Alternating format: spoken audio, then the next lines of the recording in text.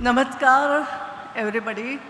I know from yesterday I am boring you, but thank you very much that you are bearing me.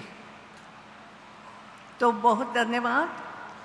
dignitaries on dais, सब बड़े लोग बैठे हैं। हमारे minister बैठे थे, उनको जाना था because he has to work. That's why I allowed him. Yes, you don't sit here. It's okay. We will look after it. You can go and do your job. That is more necessary. Now, Madam Khushbu is also there. Arun Govil ji. When we speak Arun Govil ji, we remember Ram only. Arun Govil ji means Ram. He must have done so many performances, different characters. But what we remember is only Ram, and not only Ram. His smile, definitely it must be the original smile. But that has become now Prabhu Ram's smile. So ऐसे अरुण गोविल जी बैठे हैं, so many speakers are there. मैं आज आपको केवल दो बात बताने आई। एक बात तो है कि आज हमने राम मोहन नायडू जैसे यंग मैन को यहाँ पर एक पुरस्कार अवार्ड दिया, Bharat Asmita award. It may happen that you must be thinking why he is very young, अभी काम करना है। I know his father, I have worked with him, Yaran Naidu, very outspoken and brilliant speaker he was. Now with Ram Mohan Naidu also, he was there in 2014, he was in parliament, I have seen him. He was trying to learn how to work. So we have given him Bharat Asmita Award. Asmita किसको कहते हैं? हम जब पुरस्कार देते हैं, हम लोग कहते हैं पुरस्कार दिया जाता है, बच्चों को दिया जाता है, यंगस्टर्स को दिया जाता है। ये पुरस्कार का अर्थ क्या है? इस वर्ड का अर्थ क्या है? ये पुरस्सर धातु से बना है। पुरस्सर, आगे बढ़ो, go ahead, you have to go ahead, you have to do something, You must become our proud.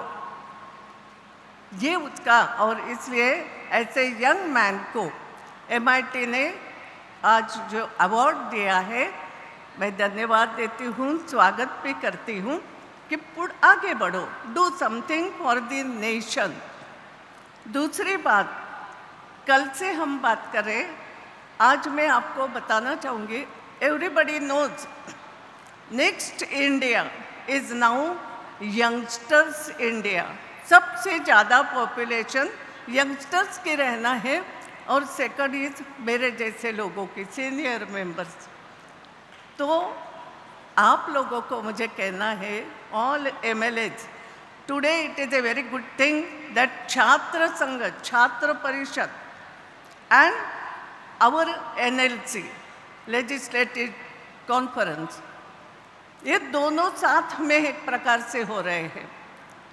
In your constituency also, everywhere you will find this mock parliament is there. Mock parliament होता है आजकल, university में होता है, colleges में होता है।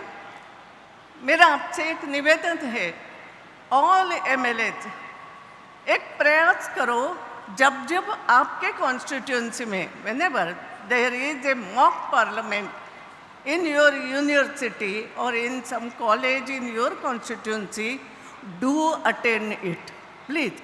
Or you see to it that there should be a mock parliament in a college or in a educational institution, because it is a very good thing. You will also know what your young generation thinks about the parliament or about the assembly. You can also tell them, no, you should think like that also. Assembly doesn't mean whatever you see, sometimes it happens something, gadbad gondal, but it is not like that. Assembly is for this also. Parliament is for discussion also. Parliament, you have to take decision in assembly or in parliament. We have to take decision for the people, for the wellness of the people. और इसलिए मैं इतना ही कहूँगी कि ये भी NLC की conferences is also, जैसे कल कहा कि we are for development. Development करने के लिए हमें काम करना है।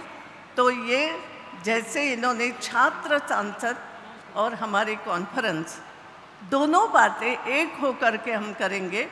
And in our constituency also अगर हम अटेंड भी करेंगे, we will know what they are thinking about us, what we have to do next, how better they will also do good for the nation. ये दोनों बातों के लिए बहुत ज़रूरी है। आई एम श्योर यहाँ 2 दिन आप लोग यहाँ पर रुके हैं, डिस्कशन कर रहे हैं। You will take definitely something good thoughts with you to spread it out in your constituency and nation. Thank you very much.